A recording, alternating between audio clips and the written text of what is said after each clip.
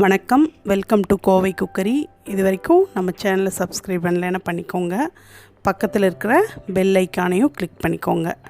இன்றைக்கி ஆட்டோட குடலை வச்சு கிரேவி பண்ண போகிறோம். ஒரு 1/4 கிலோ ஆட்டோட குடலை எடுத்துருக்குறோம். சுத்தம் பண்ணிவிட்டு இப்போ நல்லா மஞ்சள் போட்டு கழுவிட்டு, சுடுதண்ணிலையும் கழுவிட்டு மஞ்சள் போட்டும் கழுவிட்டு, ஒரு குக்கரில் 1/4 கிலோ குடலை சேர்த்துட்டு மஞ்சள் ஒரு 1/2 ஸ்பூனு, இஞ்சி பூண்டு பேஸ்ட்டு, கொஞ்சோண்டு சோம்பு, கொஞ்சம் மிளகாத்தூள், தேவையான அளவுக்கு உப்பு போட்டு ஒரு 4-5 விசில் அளவுக்கு விட்டுக்கலாம்.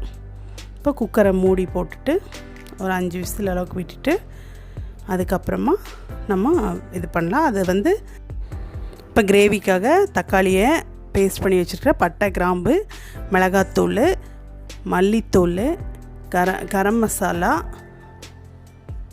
கொத்தமல்லி, கருவேப்பிலை.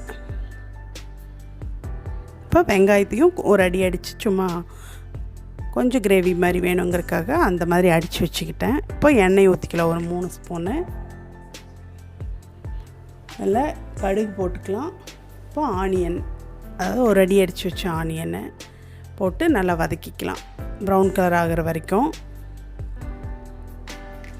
கொஞ்சம் அடிச்சிட்டோம்னா கிரேவி கொஞ்சம் திக்காக வரும். இப்போ பட்டை, கிராம்பு, சோம்பு 3 போட்டு கொடையை வதக்கிக்கலாம். இப்போ கருவேப்பிலை, இதுக்கு கருவேப்பிலை கண்டிப்பாக போடணும். அது இப்போ சோம்பு தூள் அதில் சேர்த்துருக்கோம். நான் அதை சொல்கிறக்குள்ளே வீடியோ போயிடுச்சு ஸ்பீடாக. இது மல்லித்தூள், மிளகாத்தூள், சோம்புத்தூள், கரம் மசாலாத்தூள் எல்லா தூளையும் போட்டு வதக்கிக்கலாம். இப்போ அதையும் நல்லா ஒரு வதக்கிட்டு அந்த பச்சை வாசனை போகிற அளவுக்கு. இப்போ நம்ம அரைச்சி வச்சுருக்கணும்ல தக்காளி பேஸ்ட், அதாவது ஒரு தக்காளி, சின்ன வெங்காயம் நான் ஒரு 50 கிராம் அளவுக்கு போட்டு இதை அடித்து வச்சுருந்தேன். இப்போ தக்காளி ஒரு பெரிய தக்காளி போட்டு அடிச்சிட்டோம். கிரேவிக்காக செமி கிரேவியாக வர மாதிரி. அதாவது இது எல்லாத்துக்குமே தொட்டுக்கலாம், சாதத்துக்கும் வச்சுக்கலாம், இட்லி, தோசை எல்லாத்துக்குமே யூஸ் பண்ணிக்கலாம். நல்லா தான் இருக்கும். இப்போ அதை போட்டு பச்சை வாசனை போகிற அளவுக்கு வதக்கிட்டு கொஞ்சம் எண்ணெய் பிரிஞ்சு வரும். அந்த சமயத்தில் நம்ம வேக வச்சு வச்சுருக்கிற ஒரு 4 விசில் 5 விசில் விட்டுக்கலாம். அவங்கவுங்க குக்கர் எப்படியோ அதை பொறுத்து.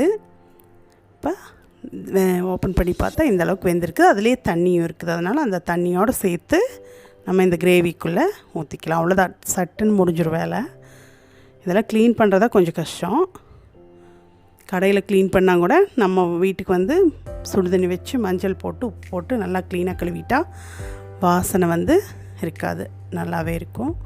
இப்போ நம்ம போட்டு கிரேவியோடு சேர்த்து கலந்து வச்சிட்டோம். ஒரு 5 நிமிஷம் கொதிச்ச பிற்பாடு மறுபடியும் ஒரு கலக்கி விட்டுடலாம். இப்போ உப்பு கரெக்டாக இருக்கான்னு பார்த்துட்டு அதுலேயும் போட்டிருக்குறோம், அதனால் கரெக்டாக இருக்குதான்னு பார்த்துட்டு இப்போ உப்பையும் போட்டுக்கலாம். பத்தலைன்னா எனக்கு கொஞ்சம் பத்தலை, அதனால் நான் போட்டுட்டேன். க்ளீன் பண்ணி வேக வச்சிட்டோம்னா டக்குன்னு ஆயிரும். இப்போ மூடி வச்சுக்கலாம். ஒரு 10 நிமிஷம் நல்லா வேகட்டும்.